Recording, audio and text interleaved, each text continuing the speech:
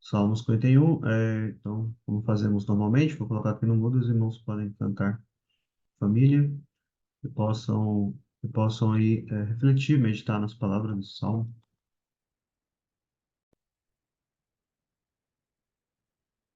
Salmo 51.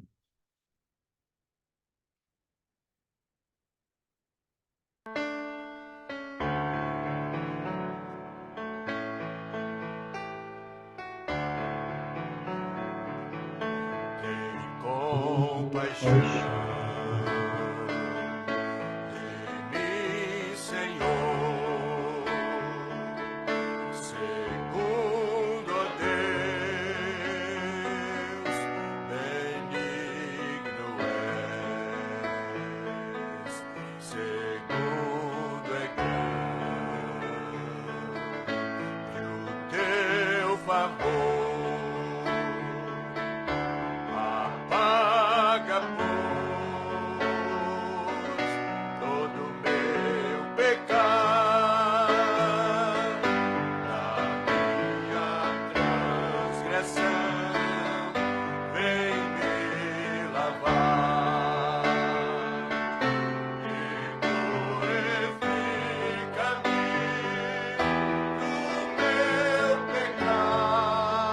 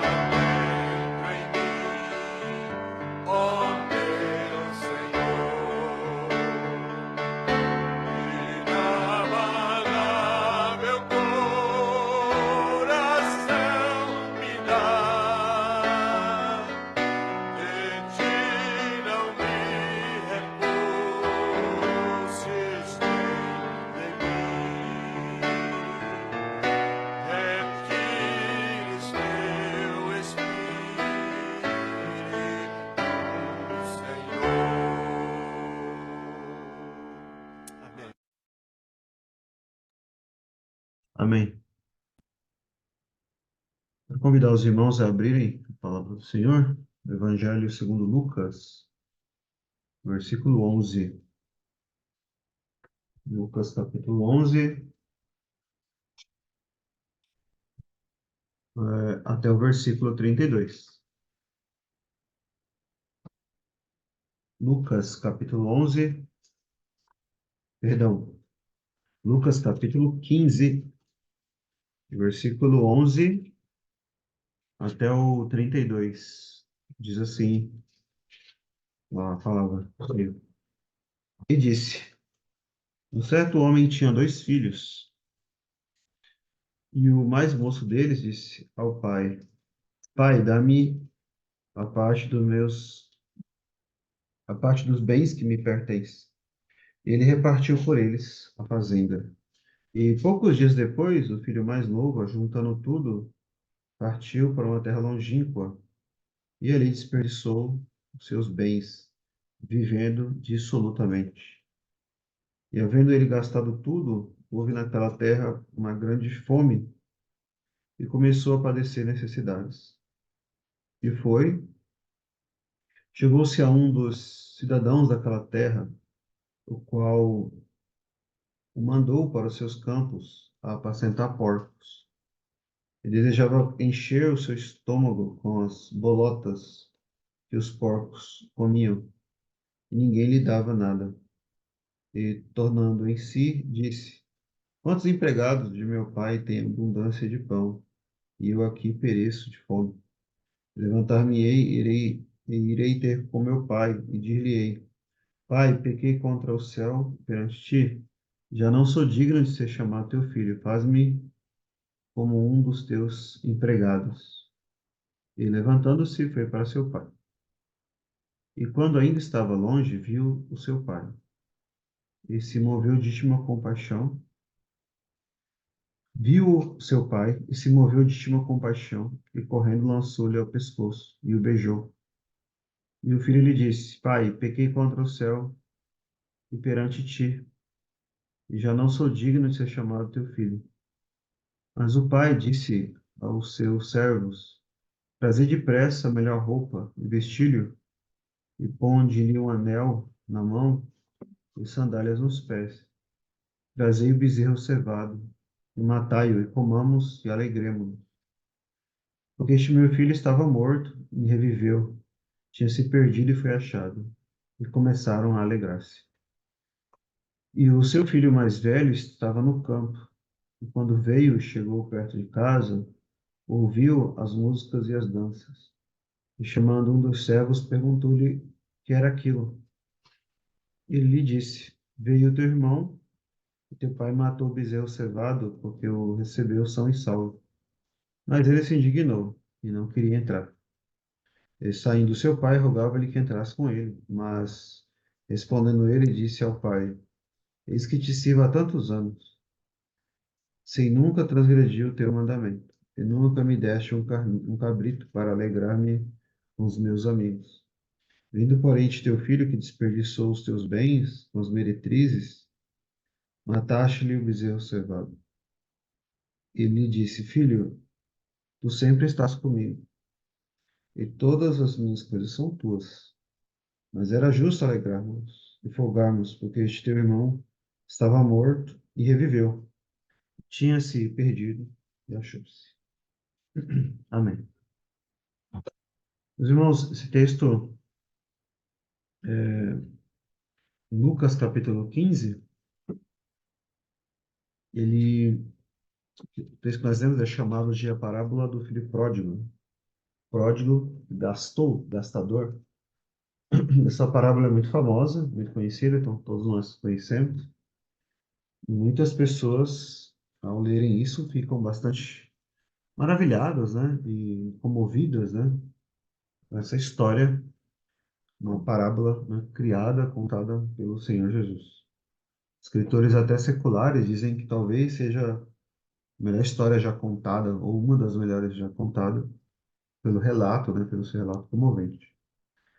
Mas não adianta nós acharmos uma história muito bonita sem entendemos o Evangelho de Cristo, porque essa parábola está contando, na verdade, o Evangelho de Cristo, o Evangelho do nosso Senhor Jesus. Está retratando, descrevendo o Evangelho, nada mais que isso. E o contexto dessa história está no começo do capítulo. Por que que Jesus, o Senhor Jesus, contou essa história, né, essa parábola? Por quê? Porque no versículo 1 diz o seguinte, do capítulo 15: Chegavam-se a ele todos os publicanos e pecadores para o ouvir. E os fariseus e os escribas murmuravam, dizendo: Este recebe pecadores e come com eles. Então veja isso que diz os dois primeiros versículos. Os fariseus, né, os escribas e fariseus estavam murmurando por um fato aqui, né? Algo que estava acontecendo. O que que estava acontecendo? O Senhor Jesus estava recebendo pecadores e publicanos. Então, publicano seria o pior ali daquela época.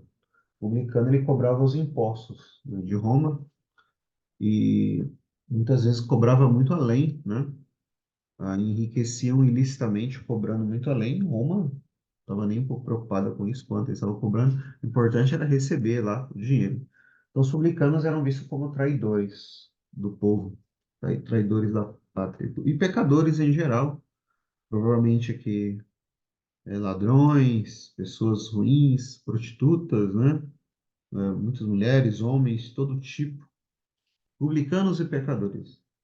E o Senhor Jesus estava recebendo e comendo com eles naquela cultura, e até hoje, né? Cultura no Oriente, né? Você sentar e comer com alguém quer dizer que você recebeu bem aquela pessoa, você está afirmando ali que tem uma amizade, né, com aquelas pessoas. Então, os escribas e fariseus, ao verem isso, ficam escandalizados, ficam chocados, né? Então, esse é o contexto. E aí, o Senhor Jesus conta aqui a parábola da ovelha perdida e depois a parábola da dracma perdida, no versículo 8, né? Até o 10. E aí, então, do versículo 11 ao 32, é uma parábola maior, uma das maiores registradas nas Escrituras, mais famosas, a famosa parábola do filho pródigo. Então, esse é o contexto. O contexto são os escribas e fariseus escandalizados, né, com Cristo recebendo pecadores. E hoje a gente vai falar um pouco sobre isso, então, sobre dois pontos apenas hoje. Semana passada foram 9, né? Hoje são dois apenas. Dois pontos apenas, e é sobre o que esses fariseus estão aqui pensando e sentindo. Eles estão escandalizados, e aqui tem dois escândalos nessa parábola. Eu queria comentar com os irmãos, são dois escândalos. O primeiro escândalo é o escândalo do pecado, e o segundo, o escândalo da graça. São dois escândalos. Primeiro, então, o escândalo do pecado que é descrito aqui, nessa parábola. O Senhor Jesus conta essa parábola propositalmente para mostrar para eles, né, por que que ele estava comendo com pecadores e publicanos. E essa parábola, muitos acreditam que ela é uma espécie de hipérbole, um exagero, né, o que o Senhor Jesus está contando aqui para eles. É uma história que não aconteceria de fato, né, naquela cultura, naquela época, até nos dias de hoje, na cultura daqueles povos, né, daquela região. E até hoje mesmo, para os judeus hoje, pessoas que moram naquela uma cultura diferente, né? Essa parábola é algo bem exagerado, né? Então, muitos estudiosos acreditam que o Senhor Jesus faz de propósito, né? Para trazer, para mostrar para eles a grandeza do Evangelho, né? Então, em primeiro lugar, o escândalo do pecado. O Senhor Jesus, ele retrata alguém aqui, uma pessoa, chamado aqui no título, né, na nossa Bíblia, de filho pródigo, né, de pródigo, um gastador, né? Ele retrata ele de um modo bem real, bem detalhado, bem convincente, né? Diferente de outras parábolas, né? E ele diz o seguinte, olha, um certo homem tinha dois filhos, e o mais moço, o filho mais jovem, chegou ao pai e disse: Pai, dá-me a metade dos bens que me pertencem. Então, veja aqui você vê um grande escândalo. Ele, o filho mais moço aqui nessa história, ele pede a herança para o pai. Dá-me a parte dos meus bens que me pertencem. Isso é uma coisa absurda. Até para os nossos dias seria absurdo. Imagine para aquela época, imagine para essa cultura. Você está entendendo o que ele está dizendo? Eu quero a minha parte, eu quero a minha herança. Mas espera aí, o pai está vivo ainda, né? O pai está vivo ainda, mas ele quer a herança agora, já. Seria a mesma coisa dizer assim, pai, será que você não podia morrer não para eu receber logo a minha herança? Seria isso, né? Algo bem grave que ele está fazendo, né? Então, imagine as pessoas ouvindo isso, né? Essa parábola naquela época. Isso jamais aconteceria, né? Jamais alguém faria isso. Até mesmo em nossos dias seria algo escandaloso. E ele faz isso. Esse menino, ele pede, esse jovem, né? Ele pede a sua parte da herança aqui, agora. Eu quero a minha parte, eu quero o meu dinheiro, eu quero o que é meu. Ele quer receber a sua herança agora, ele não quer esperar, ele quer receber agora. E isso já mostra, né, um grande escândalo aqui. Ele pede a sua herança, e o texto diz assim: e ele repartiu por eles a fazenda. Aí nós temos um outro escândalo aqui, né? O menino pede e o pai deu para ele. O pai repartiu e deu para ele, que então um homem de posses, tinha terras, tinha uma fazenda, ele repartiu. Como assim? Imagine os escribas e fariseus ouvindo isso. Como que um filho pede isso para o pai? E o pai dá ainda. Então isso é uma coisa absurda, é uma coisa terrível, para depois se gastar tudo, né? É isso que ele está fazendo, ele está querendo que o pai não exista, ele está querendo que o pai, era melhor se o pai tivesse morto, porque eu já poderia receber logo. O pai não morre aqui, é claro, mas ele dá a herança. Então, para ele, a herança dele, o dinheiro dele, os bens dele eram mais importantes que o próprio pai, mais importante que a própria família. Consegue imaginar um filho fazendo isso?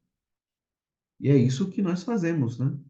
Isso aqui, essa parábola, esse filho, obviamente, que dentro do contexto que eu acabei de mencionar, esse filho aqui, ele representa quem? Representa os pecadores, os publicanos pecadores. Representa todos nós, todo ser humano, fora do evangelho, fora de Cristo.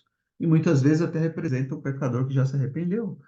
Muitas vezes não é essa a situação. Os pecadores, pessoas que estão sem Cristo, eles querem as coisas que lhes são por direito, né? Eles acreditam que são deles por direito, como o filho pródigo aqui acredita, mas sem Deus. Se eles pudessem, eles matavam a Deus. Eles não querem saber de Deus, eles não querem servir a Deus, ou eles criam uma figura diferente na sua mente de um Deus que possam se acomodar a eles. Outro dia eu vi uma frase que alguém compartilhou esses dias, né? Um ateu dizendo assim: olha, de todos esses deuses aí do mundo aí, que existem muitas religiões, tem tantos deuses, qual deles está certo? Um ateu perguntou, né, para um cristão, e o cristão respondeu: é aquele que você odeia, é esse que está certo, é o Deus que você odeia. Então, assim, o ser humano odeia o Deus das Escrituras, odeia o Deus da Bíblia, e ele quer desfrutar de todos os seus bens sem Deus. É o que esse rapaz queria, ele queria ir embora, dentro dessa história, dessa prova, sem estar com seu pai. Para um lugar distante, para uma terra longínqua, quanto mais distante do pai, né, melhor seria aqui no pensamento dele. E assim somos nós, quando preferimos o pecado, assim o ser humano, quando ele prefere usar as coisas que Deus concede a ele, porque do que nós recebemos, se o homem recebe, é da parte de Deus, mas queremos sem Deus, usar isso sem Deus. Isso aqui é um escândalo para as pessoas que estavam ouvindo isso, e até para nós hoje. Mas mostra quão grave é o pecado. O ser humano, por natureza, não deseja estar com o seu Deus, estar com o seu Criador, estar com o seu Pai. Ele deseja receber a sua parte aqui e agora. Ele deseja o mundo aqui e agora, deseja os bens deste mundo aqui e agora. O outro escândalo ainda aqui no versículo 13 é que ele passa a gastar tudo, né? Versículo 13: e poucos dias depois, o filho mais novo, ajuntando tudo, partiu para uma terra longínqua e ali desperdiçou todos os seus bens, vivendo dissolutamente. Veja só, em poucos dias depois, né, entende que isso é interessante você notar isso, né?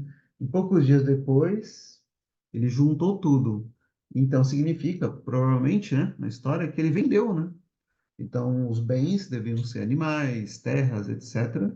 Ele deve ter vendido em poucos dias. Provavelmente vendeu por um preço bem baixo, né? Que valia para conseguir vender tão rápido, né?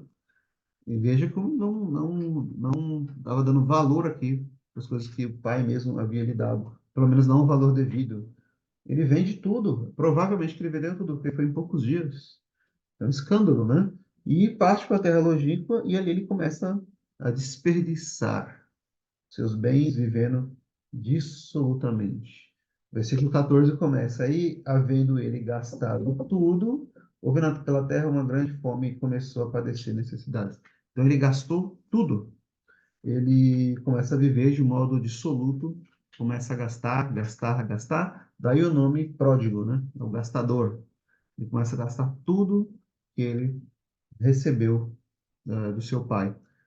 Ao gastar tudo, aqui nós vemos um retrato também do pecador.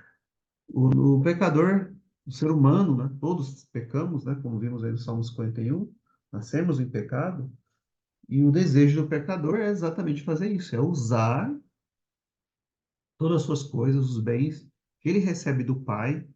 Não importa se nós somos cristãos, não importa se o ser humano não é cristão, é ou não é, não importa. Todo bem, tudo que nós recebemos vem de Deus. Tudo vem de Deus. E nós somos chamados a usar isso para a glória de Deus. Porém, o pecado desviou o homem, ele está aquém da glória de Deus. Ele não vive para Deus, para a sua glória, e ele deseja apenas gastar tudo com seus próprios prazeres, né? Lembra, Tiago, na sua epístola, ele fala sobre isso. Nada tendes porque nada pedis, e pedis mal para gastardes em vossos deleites. Vocês pedem apenas para gastar nos vossos deleites, né? Ou seja, você vai gastar, você recebe uma herança de Deus, os bens de Deus, a sua saúde, seu trabalho, etc. E você quer gastar com o mundo, não para a glória de Deus, não para o reino de Deus, não para que Deus seja glorificado. E isso é o filho pródigo, né? E assim somos nós, quando também usamos, né, nossos bens, não para a glória de Deus, mas para o deleite próprio. Veja que escândalo, né? Eu quero esses bens, mas eu não quero saber de Deus, não quero saber do Pai. Eu mesmo que conquistei tudo, a minha saúde, a minha inteligência, a minha perspicácia e assim por diante. Ele quer apenas viver dissolutamente. Veja quão grave, quão sério é esse pecado, e que muitas vezes, né, nós já nos encontramos nesse tipo de pecado. Isso é um escândalo.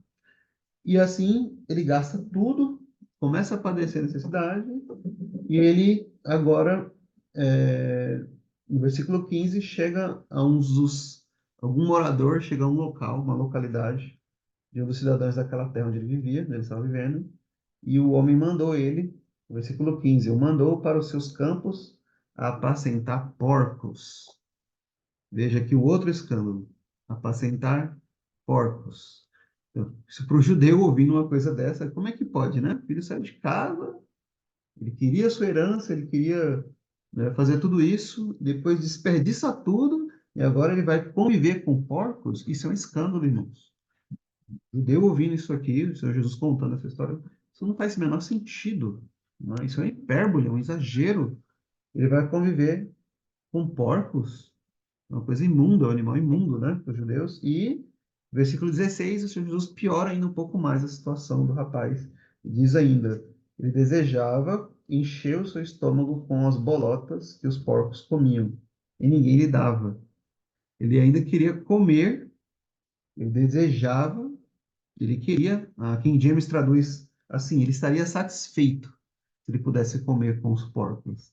Ele estaria satisfeito se ele pudesse comer com os porcos. Bolotas, algumas traduções usam a palavra alfarrobas, né? É uma espécie de alimento daquela época. Alguns dizem que seres humanos também poderiam comer, né? Mas nunca com os porcos. Igual você hoje, se você já foi, já viu fazendas, né? Os porcos comendo, lavagem, por exemplo, seria algo nesse sentido. Então, comer junto com os porcos, o nosso organismo, não, o organismo humano não poderia digerir a mesma comida que os porcos, né? E ele desejava, se ele tivesse, alguns dizem que ele não fez isso, mas foi o que ele desejou, pelo menos, né? Ele poderia ter morrido. Alguns dizem que talvez ele tenha experimentado, tenha comido com os porcos. A fome chegou a tal situação e nós podemos não entender isso, mas você lê no Velho Testamento, pessoas comeram até os próprios filhos, né? Devido à fome. Então, é algo terrível. E ele chega ao fundo do poço, esse rapaz, desejando então comer junto com os porcos. Imagine isso para os judeus. Imagine hoje você ver alguém, né, vivendo numa situação como essa, querendo comer junto com porcos, né? As lavagens, como falamos hoje, né? Qual os porcos gostam tanto, né? Será que o ser humano conseguiria comer? Claro que não. Isso aqui é um retrato do quê, irmãos? É o escândalo do pecado. Essa é a situação do ser humano sem Deus, sem Cristo. É claro que nem todo pecador chega ao fundo do poço, ao extremo, antes de se converter a Cristo, casos e casos, mas esse é o caso de muitos. Uma pessoa que chegou a perder, praticamente perder toda a sua vida, e a viver desse modo, de modo dissoluto, e chegar ao fundo do poço. Quantas pessoas, né, já chegaram a esse ponto? Algumas, como vamos ver, conseguem sair, ser resgatadas por Deus, outras morrem nessa situação e não conseguem encontrar o caminho da salvação. Esse é o escândalo do pecado. Então, o Senhor Jesus cria essa história, essa parábola, para chocar os seus ouvintes. Então, para nós hoje, pode ser também chocante, mas para eles, eu acredito que foi muito mais devido à cultura. Porcos? Como assim, porcos? Desperdiçar toda a herança do pai, pedir a herança agora, aqui agora, então isso não faria o menor sentido para aqueles ouvintes. Mas o Senhor Jesus está retratando o que aqui? Os publicanos e os pecadores, no começo do texto, do capítulo, né? E assim é retratado nas Escrituras o pecador, o ser humano sem Deus, sem Cristo Jesus. Estávamos mortos em delitos e pecados, diz o apóstolo Paulo. O homem sem Deus, sem Cristo, ele pode até aparentemente ter alguma saúde, riqueza, etc.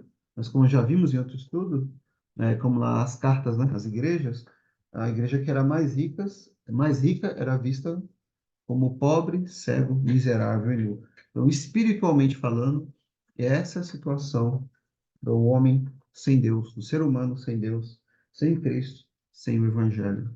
E muitas vezes, esse é um retrato também de cristãos quando eles se desviam por um tempo do Evangelho.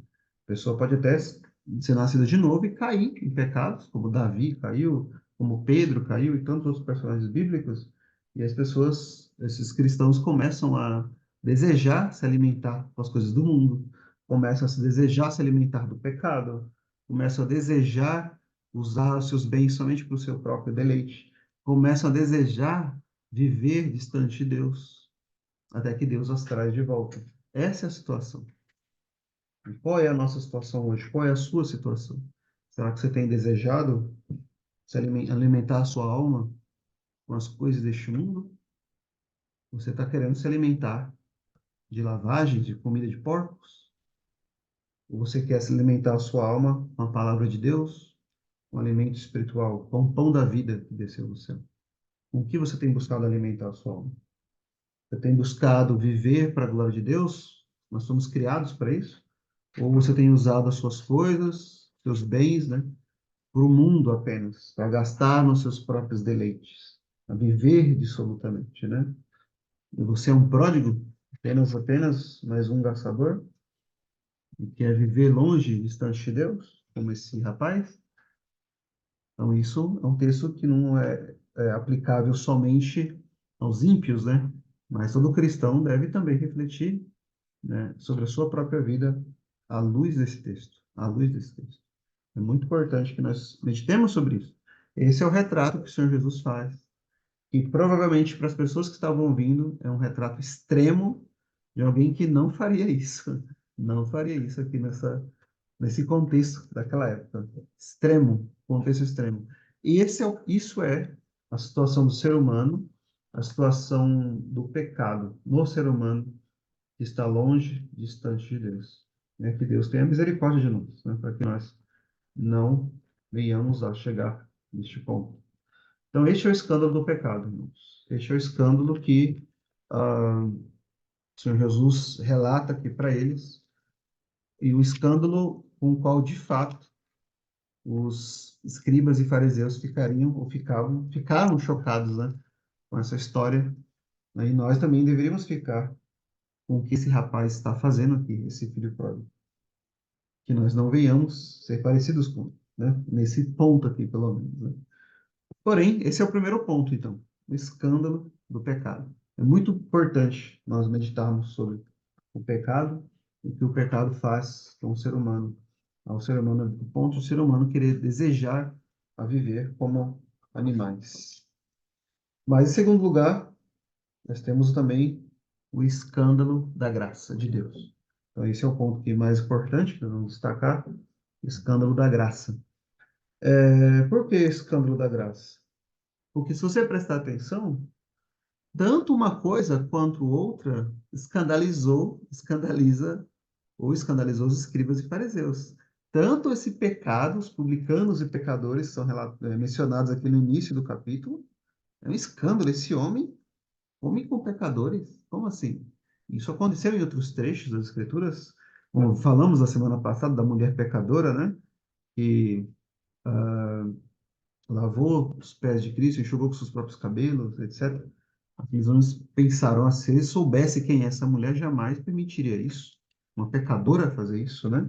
E aqui eles estão escandalizados com esses publicanos e pecadores também.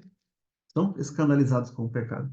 Mas tem algo que vai escandalizar eles ainda mais, que é o quê? A graça de Deus. A graça de Deus escandaliza, ou escandalizou, eles, os escribas e fariseus, ainda mais. E ainda hoje, essa graça de Deus continua escandalizando legalistas, religiosos, apenas que são apenas religiosos, não religiosos no sentido positivo da palavra. Essa graça de Deus, ainda em nossos dias, continua escandalizando muitos, assim como escandalizou naquela época. E vamos ver aqui no texto. Olha o que aconteceu, então, com o rapaz, após ele ter desperdiçado tudo. Versículo 17. Temos aí o arrependimento dele, né? E tornando em si, disse, ele chegou ao fundo do poço. E assim Deus leva muitos, né? Deus permite que chegue a uma situação tal. Ele diz: quantos empregados de meu pai têm abundância de pão e eu aqui pereço fome? Ele chegou à conclusão: peraí, estou morrendo de fome aqui, parecendo fome, vontade de comer até a comida aqui dos porcos, e ninguém lhe dava nada, nem a comida dos porcos lhe era dada, e ele cai em si. Ele diz, versículo 18: levantar-me-ei, e irei ter com meu pai, e lhe pedirei: pai, pequei contra o céu e perante ti. Já não sou digno de ser chamado teu filho. Faz-me como um dos teus empregados. Então ele cai em si, ele diz: olha, meu pai tem muitos servos, muitos empregados. A palavra aqui para empregado não era o mordomo da casa, não. O mordomo fazia parte da família, né? Seria aquele assalariado diário, né? Ele recebia a sua diária, ou seja, o salário mínimo, né? Era o mínimo possível, mas mesmo assim, eles tinham abundância de pão. Esse empregado tinha abundância de pão. Ou seja, o pai é generoso. Meu pai é generoso, ele pensou, né? E ele diz, olha, ele pensou consigo, vou dizer para o meu pai, eu não precisa, eu não sou digno de ser considerado filho, não precisa me chamar de filho mais. Eu vou apenas ser um dos teus empregados, apenas isso. É só isso que eu quero. Eu vou dizer, pai, pequei contra ti, pequei contra o céu e perante ti, só quero ser o empregado, mais nada. E ele volta, né? Ele volta para casa, né? Ele procura voltar para o seu lar. E aí nós vemos aqui o primeiro escândalo da graça. É o versículo 20. E, levantando-se, foi para seu pai, e quando estava longe, estava ainda longe, o menino estava longe ainda de casa, viu seu pai, O seu pai viu ele e se moveu de íntima compaixão e correndo lançou-lhe ao pescoço e o beijou. Irmãos, isso aqui é um versículo que é maravilhoso, né? Preparar para refletir, meditar, é algo muito além da nossa compreensão, sabe por quê? Consegue imaginar os judeus ouvindo isso aqui? Como assim? Peraí, o menino foi lá, gastou tudo, o jovem, e ele volta, vai voltar para casa. Peraí, ao voltar para casa, ele trouxe desonra para o seu pai, desonra para a sua família. Esse rapaz, ele precisa ser açoitado em praça pública. Ele precisa ser, né? Como assim? O pai vai lá, vê ele, o pai. Não, não, não. Primeiro ele chega, né? Toda a desonra que ele trouxe para a família ele vai ser punido como exemplo para todos. Depois ele vai pedir uma audiência com o pai. Talvez o pai vai ver ele, talvez, se der, né? O pai veria ele. E ele vai primeiro ter que restituir tudo que ele gastou. Ele teria que restituir tudo que ele gastou. Esse é o pensamento da época, de hoje também, nessa cultura, e até nós mesmos também pensaríamos algo assim, né? O rapaz tem que restituir tudo, não tem que ser punido, etc, etc, etc. Olha o que acontece, o oposto, e isso é um escândalo para os judeus. Acontece o extremo oposto. O pai viu ele de longe, e o pai se moveu de íntima compaixão. E correndo, o pai correu, lançou-se-lhe ao pescoço e o beijou. O pai correu, o Senhor Jesus faz questão de dizer isso, né? As pessoas não corriam, mas um homem, um senhor importante, dono de fazenda, um homem ia correr, assim. Eles não correm. Pode estudar toda a cultura da época, até de nossos dias. Eles não saem correndo. Eles não correm, eles caminhavam, no máximo, correr, que coisa escandalosa, o homem não corre. Teria que levantar talvez aqui um pouco a túnica, né, embaixo para conseguir correr, sair correndo, isso é um escândalo. Correr? Não, não fariam isso. E aí, além disso, a compaixão dele, ele lança-se ao pescoço desse jovem, do seu filho, e o beija, e o beija. Lembrando novamente, quem é esse jovem, né? Quem é esse jovem? Esse jovem representa os publicanos e pecadores, representa o gênero humano caído no pecado. E o pai representa Deus. Claro, né? Na parábola, o próprio Deus. Você já parou para pensar nisso? Qual é a reação de Deus quando um pecador se volta para Deus, para Cristo Jesus? Essa é a reação de Deus. O Senhor Jesus está dizendo isso. E você mesmo, nós, quando nós pecamos, erramos, nos afastamos de Deus por um momento e voltamos a Deus em oração, Deus se alegra com o nosso arrependimento. Deus se alegra com o arrependimento do seu povo e de todos os eleitos que se arrependem e se voltam para Cristo. Já foram pensando nessa imagem? Olha a imagem que Cristo está mostrando para eles. É uma coisa escandalosa para o judeu. Deus soberano, santo, e tudo isso é verdade. Deus se ira com o pecado, fato. Deus justo, tudo isso é fato, tudo isso é verdade. Mas um Deus que está lá no trono soberano, ele é descrito assim pelo Deus encarnado, pelo próprio Cristo. Sim, é um Deus que corre e se lança ao pescoço do pecador para beijar. Isso é um escândalo, um escândalo da graça. Olha o tamanho da alegria do pai ao receber esse filho. E nós, muitas vezes, né, nós erramos, pecamos contra Deus, e a nossa consciência nos acusa, que é normal, e o diabo também nos acusa. E você tem até medo, vergonha, né, de orar a Deus, porque você pecou contra Deus.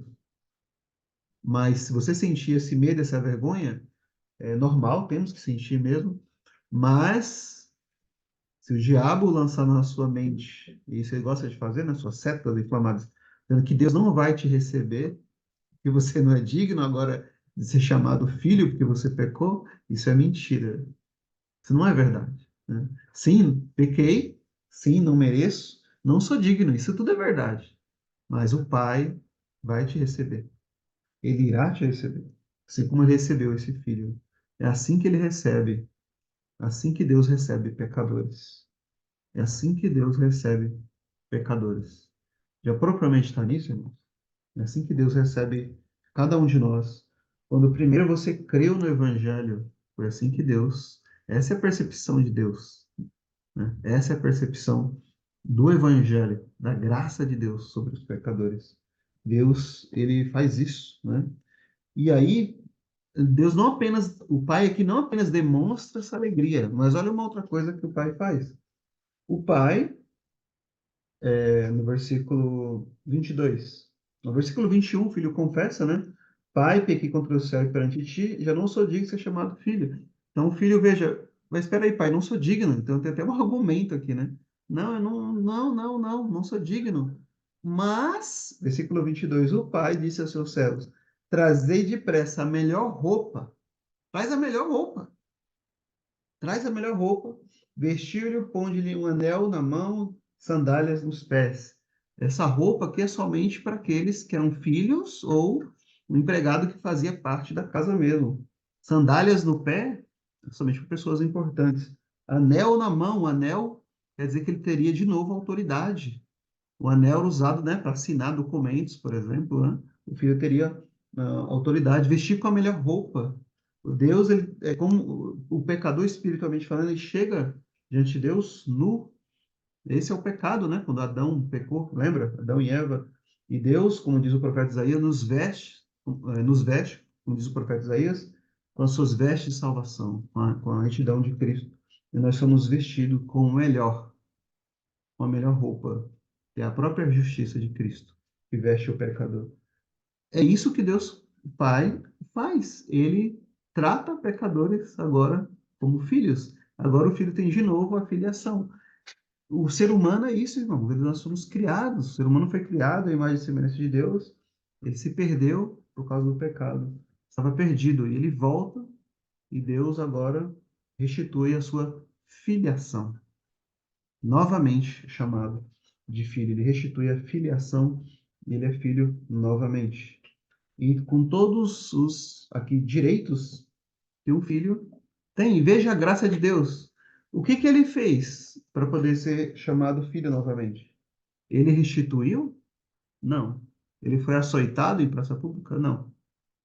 Isso é o quê? A graça de Deus. A graça, Deus concede ao pecador, concede a nós, pecadores, que nós não merecemos. Esse filho merecia? Não merecia. Nenhum pecador merece receber nenhuma bênção, nenhum bem da parte de Deus, e Deus dá livremente, é a livre graça. Deus dá livremente conforme Ele quer, Ele concede isso a pecadores arrependidos.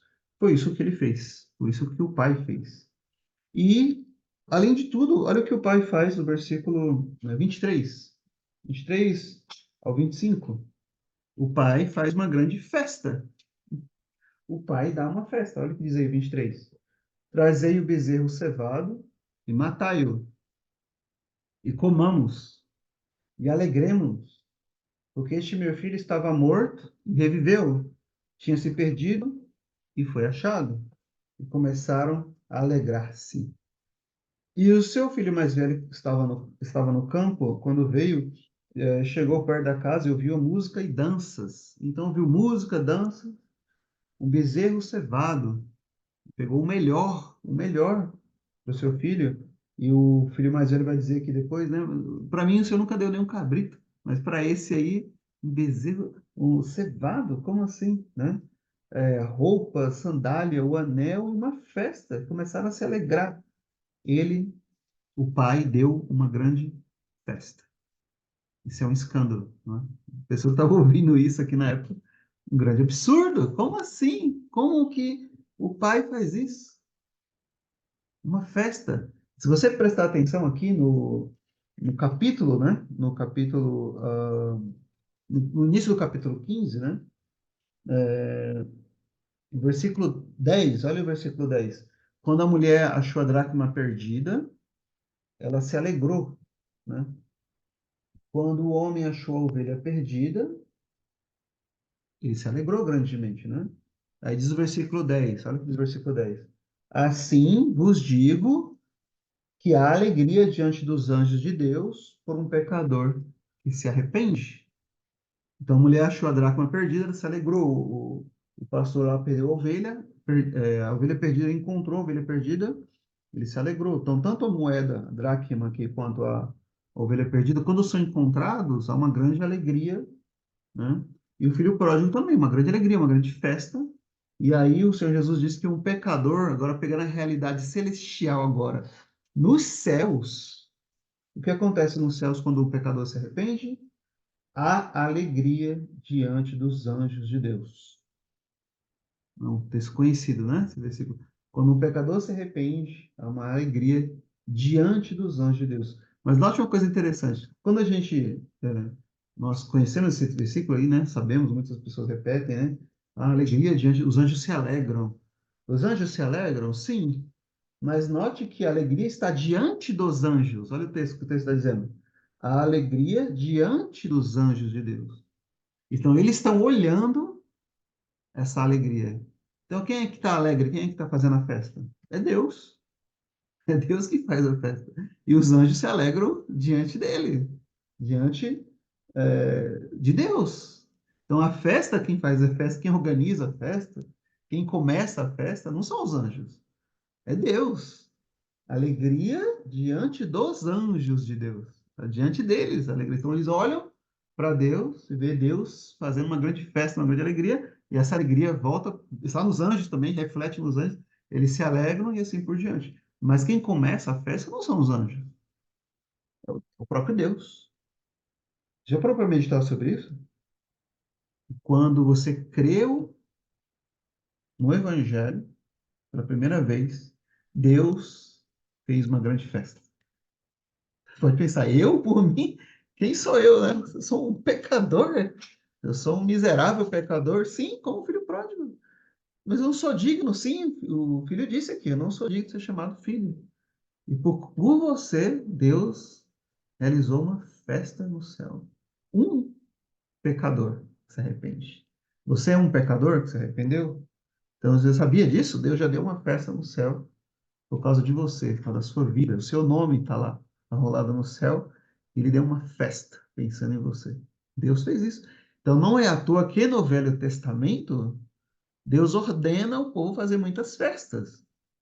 Deus é um Deus de festas, né? Nós temos que tomar cuidado, né, com a falta de equilíbrio, muitas vezes, no entendimento de quem é Deus. Opa, fechou a câmera aqui. Nosso entendimento de quem é Deus. Porque, por exemplo, nós podemos ter um desequilíbrio. Em que sentido? Nós podemos rejeitar os atributos de Deus, por exemplo. Deus é um Deus que se ira, né? Um Deus santo e justo. Tem pessoas hoje, não é bem assim. Deus é só amor e misericórdia. É errado isso. E também podemos ir para o outro extremo, né? Deus é só ira, achar que Deus é só ira e justiça, e esquecer do amor e da misericórdia e da graça de Deus. Nós temos que ter um equilíbrio. O equilíbrio está na cruz de Cristo. Então, Deus é um Deus que se ira com o pecado, ele odeia o pecado, mas é um Deus que se alegra e não tem prazer na morte do ímpio, mas que se alegra na conversão de pecadores.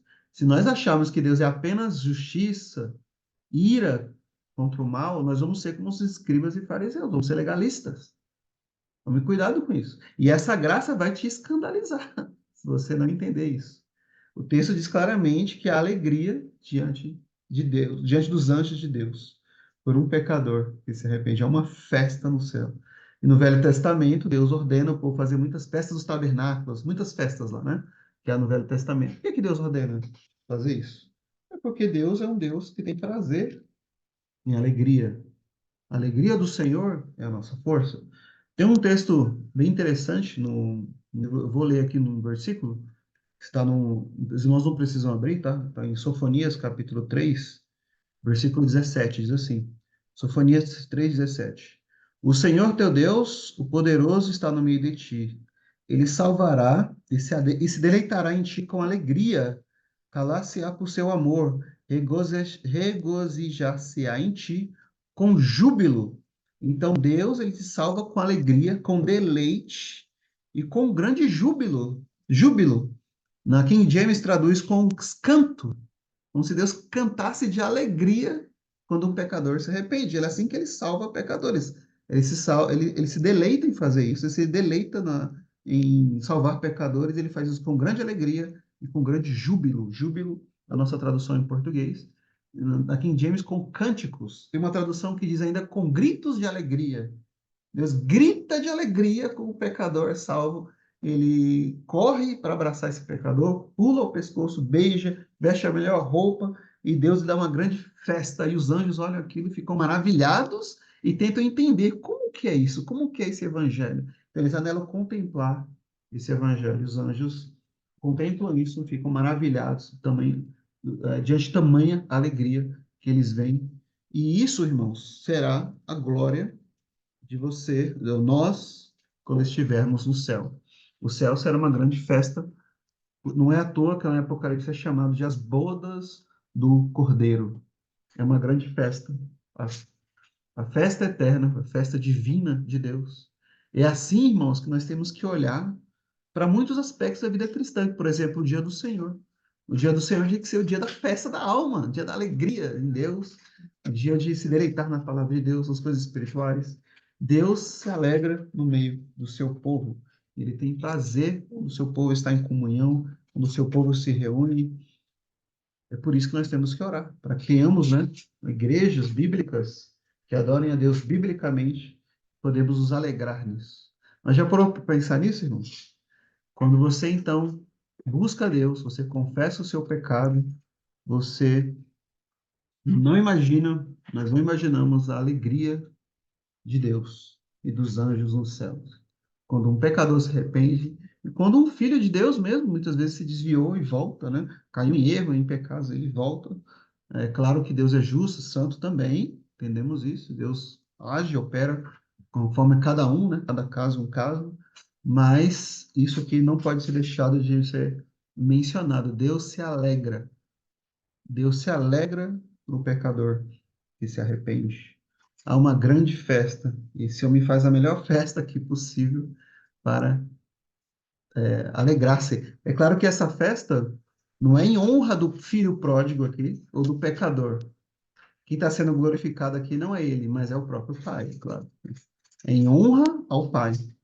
Em honra ao Pai. O Pai, a graça dele, a misericórdia dele, é exaltada quando ele dá essa festa, né? É exaltada. Veja, irmãos, que como é maravilhoso meditar nisso. Já parou para pensar nisso? Deus já fez festas no céu pelo pecado no qual você se arrependeu, e especialmente quando primeiramente você creu em Cristo. Houve uma grande alegria. Há uma grande alegria quando o pecador se arrepende. Agora imagine os fariseus ouvindo isso, escândalo que é isso. Não, como que pode isso? O filho nem restituiu nada. Que história estranha é essa? Ele não foi punido. Essa é a religião legalista. Esse é o mundo. São as religiões do mundo no qual você precisa trazer boas obras para ser recebido. Você precisa trazer boas obras. E o Senhor Jesus está dizendo que o que aqui? Que o evangelho é de graça. É a graça. Vinde. Ele diz a todos lá em Isaías 55, né? Vinde sem preço, sem dinheiro. Vinde, tomai, comei, bebei. Vinde. Vinde a mim, todos aqueles que têm sede. Vinde a mim, todos aqueles que têm fome. Vinde, vinde a mim. Esse é o convite do Evangelho, que nós nos aproximemos do Senhor. E é gratuito. O salário do pecado é a morte, mas o dom gratuito de Deus é a vida eterna por Cristo Jesus. É gratuito, não houve aqui nenhuma restituição. Por quê? Porque Cristo Jesus, é claro, conquistou tudo por nós na cruz do Calvário. E aqui, irmãos, ainda por último, nós já indo para o encerramento do nosso estudo hoje, nós vemos aqui, infelizmente, né, a reação do filho mais velho. Qual é a reação do filho mais velho ao saber tudo isso? Quem ele é representado aqui, retratado? Se o filho pródigo é ele é retratado aqui como os pecadores, né, publicanos e pecadores, no começo do capítulo, e o pai aqui como Deus, quem é o filho mais velho, né? Versículo 28 diz assim: mas ele se indignou e não queria entrar. Então, o filho mais velho não queria participar da festa, ele não queria se alegrar não se alegrou com o pai, não se alegrou com os outros todos que estavam lá, e muito menos ainda, né, com o pecador lá que se arrependeu, com o filho pródigo. Ele não queria entrar. E aí, versículo 29, saindo seu pai, rogava-lhe que entrasse. O pai rogou, entre, né?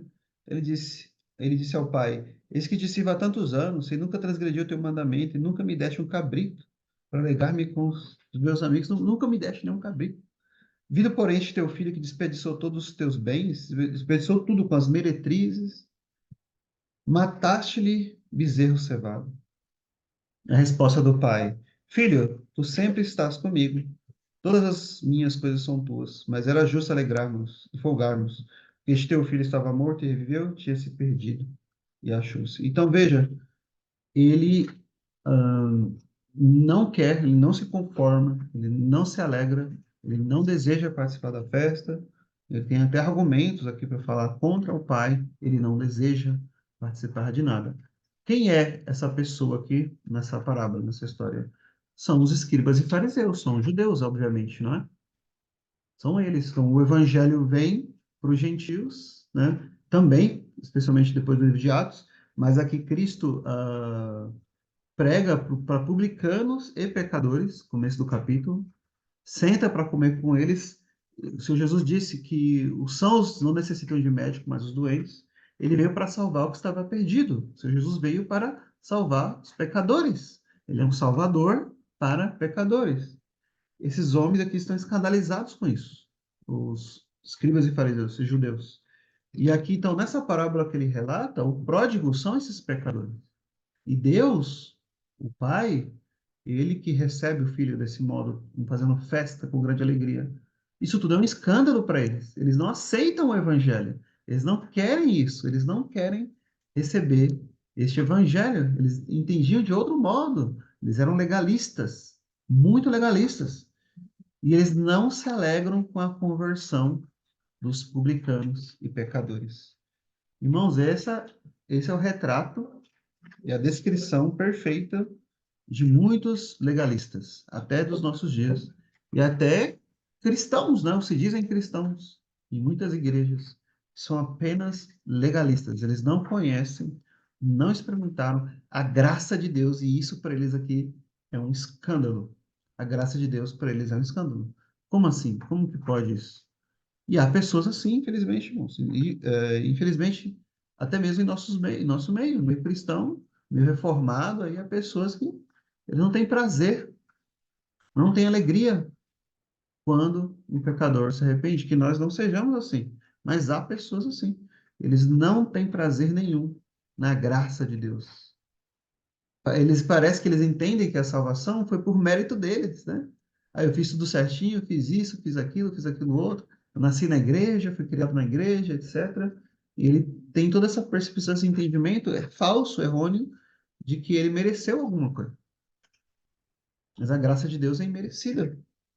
Eles não se alegram. Você se alegra com a conversão de pecadores? Você sente alegria? Se sim, então temos que falar de Cristo para as pessoas, né?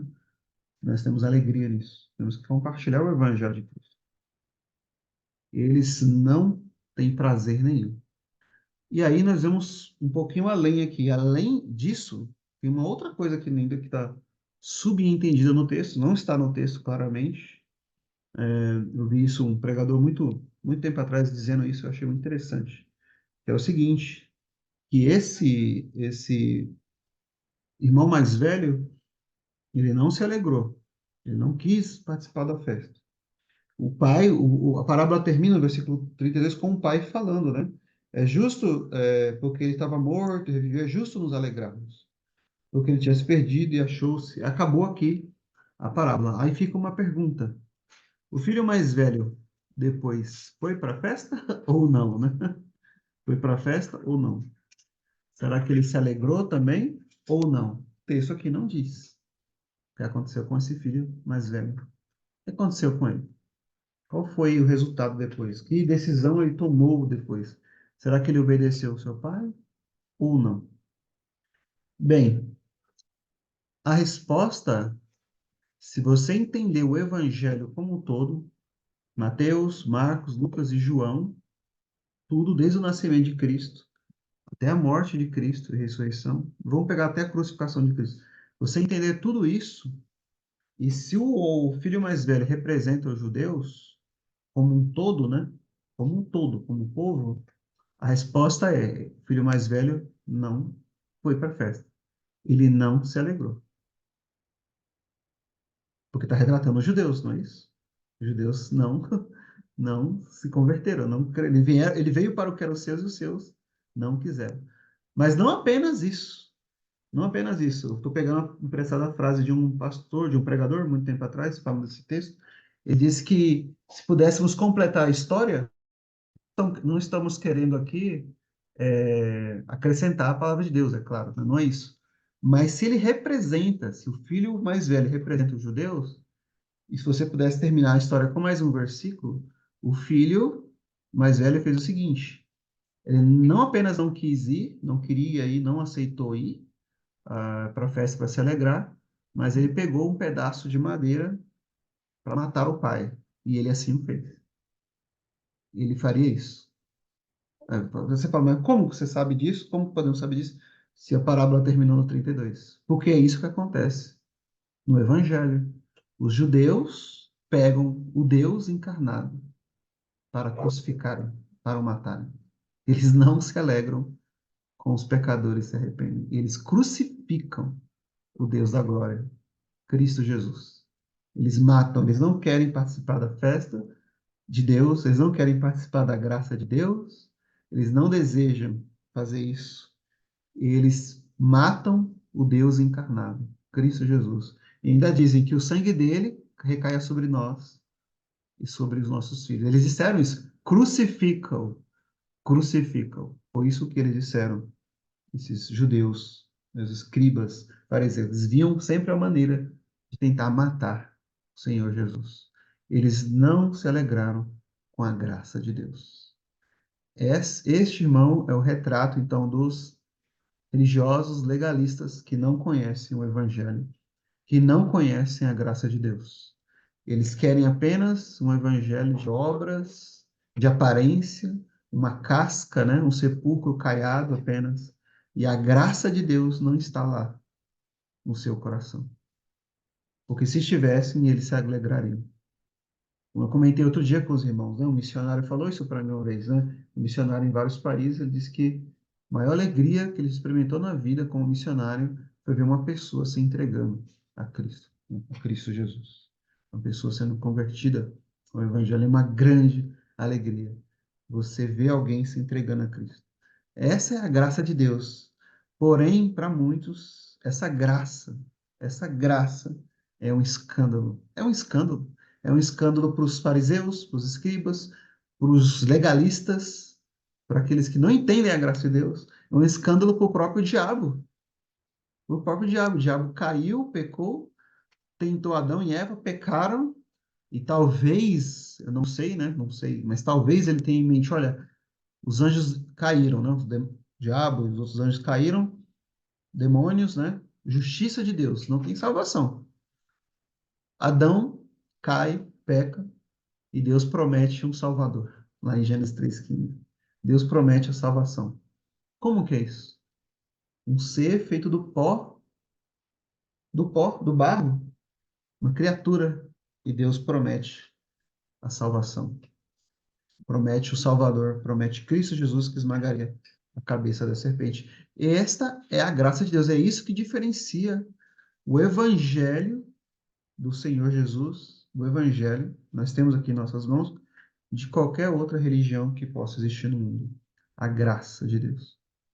É a graça de Deus. É essa graça que escandaliza muitos ateus, muitos fariseus, muitos religiosos, muitos ritualistas, cerimonialistas, sei lá, não importa o nome que você for dar, as pessoas gostam dessas coisas, da religião humana, o evangelho da graça, e ele escandaliza essas pessoas.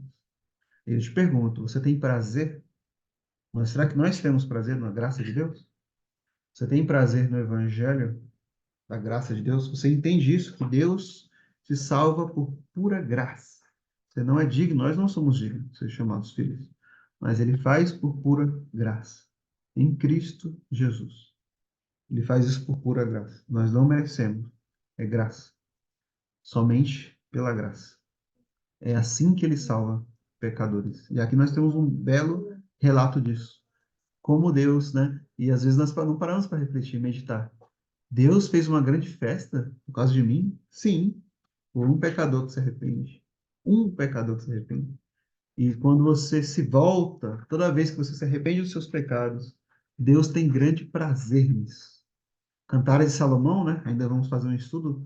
Cantares de Salomão relata bem isso, né? Quando lá o esposo ele fala para a esposa lá em Cantares de Salomão, tu és a minha amada, não tem mancha nenhuma em ti, ele diz, né? Tu és perfeita. Ah, mas eu não sou, nós não somos. Mas ele olha a sua igreja, sim, aqueles que estão em Cristo Jesus foram purificados, limpos, lavados no sangue do Cordeiro, foram colocados vestes novas.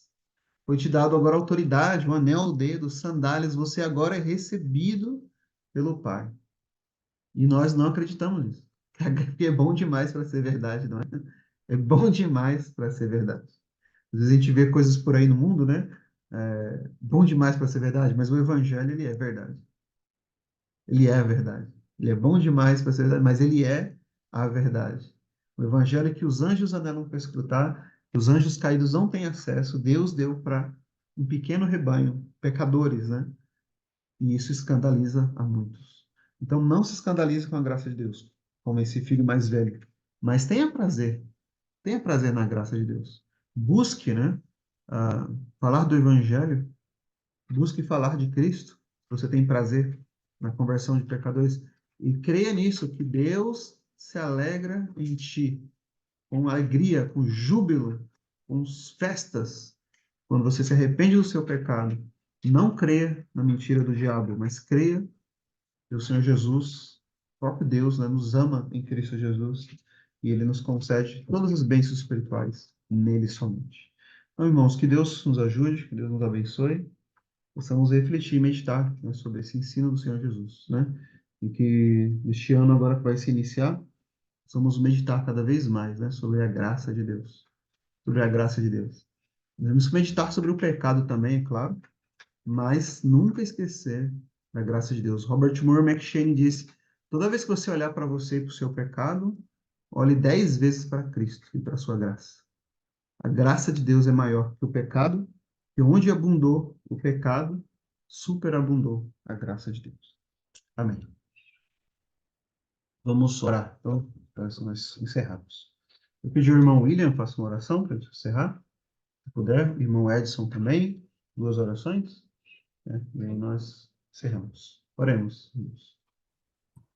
Senhor, nosso Deus, e a quem por grande privilégio podemos chamar de Pai, obrigado, Senhor, por fazer-nos, Senhor, teus filhos.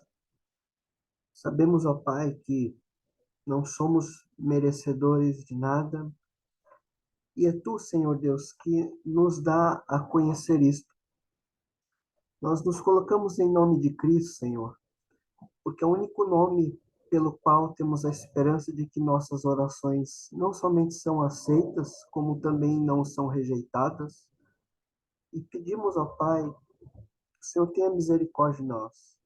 Queremos te agradecer, ó Deus, por esta palavra e de que o Senhor afirme, criando raízes em nossos corações, para que não sejamos apenas ouvintes, mas praticantes da tua palavra. Amado Pai, obrigado pelo dia de hoje.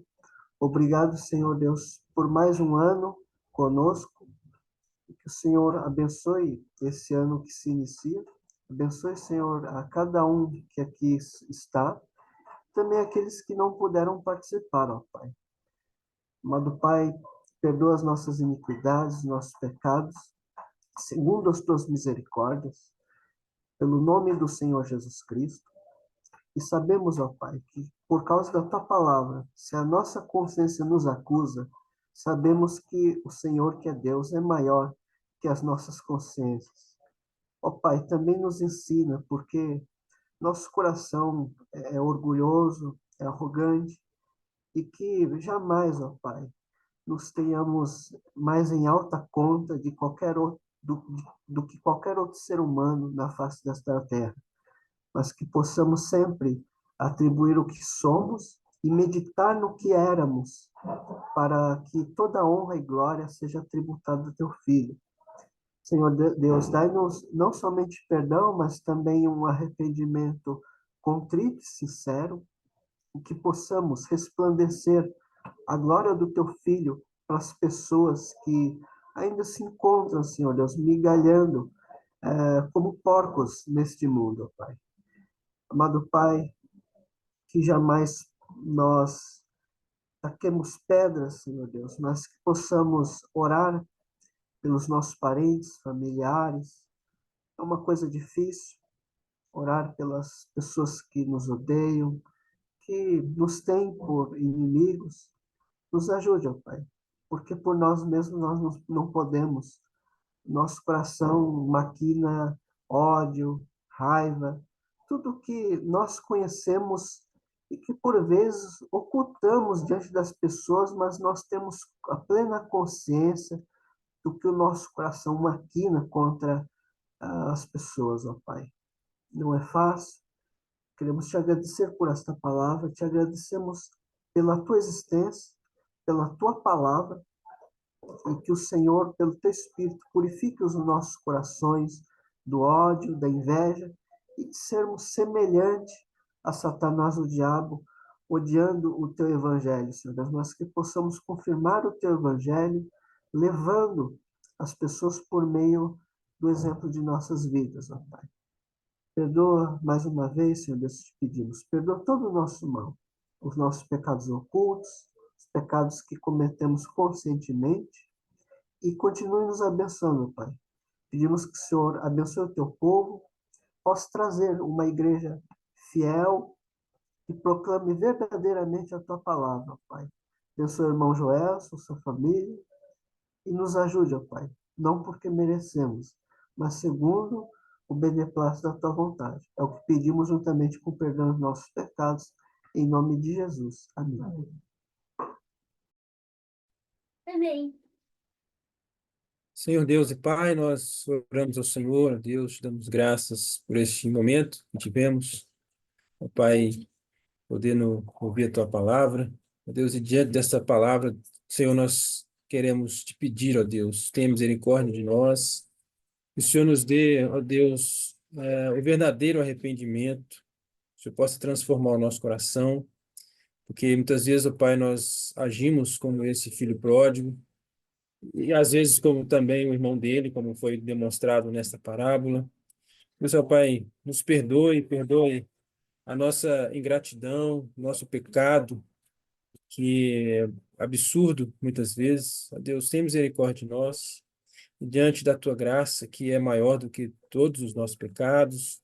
Ó Pai, do teu perdão, da tua misericórdia, e constrangidos, ó Deus, pelo teu amor, nós suplicamos, ó Pai, teu perdão. O Senhor, Deus, nos santifique, nos faça crescer em vida com o Senhor, em santidade, nos transforme. Ó Deus, nos aperfeiçoe a cada dia. Deus, que possamos em todos os momentos reconhecer o Senhor, que tudo vem das tuas mãos, que nós somos amados e abençoados e privilegiados por tão grande bênção, tão grande salvação. Nos ajude a ter, ó Pai, esse reconhecimento a cada dia, a cada instante, para te adorar e te servir como o Senhor é digno, ó Deus. O Senhor abençoe a todos nós, os irmãos que têm participado desta reunião, deste grupo. Pai, cada um na sua aflição, nas suas dificuldades, que o Senhor seja conosco, pela tua misericórdia, Deus. O Senhor abençoe, ó Pai, para que outros também possam, Pai, conhecer este evangelho maravilhoso, essa graça, ó Deus, maravilhosa, e assim o Senhor possa estar trazendo para junto de ti os teus escolhidos. Pai, também te agradecemos porque o Senhor tem cuidado de nós, chegamos ao final de mais um ano, ó Deus, e podemos louvar ao Senhor pela graça, pelo sustento, ó Deus, pela proteção contra o mal, contra a violência, contra muitas coisas, ó Pai, que nos assolam diariamente. Por isso dizemos que o Senhor até aqui nos ajudou e somos gratos por isso, ó Deus. Recebe assim a nossa oração, nosso clamor ao Senhor pela tua misericórdia. Oramos a ti em nome de Jesus. Amém.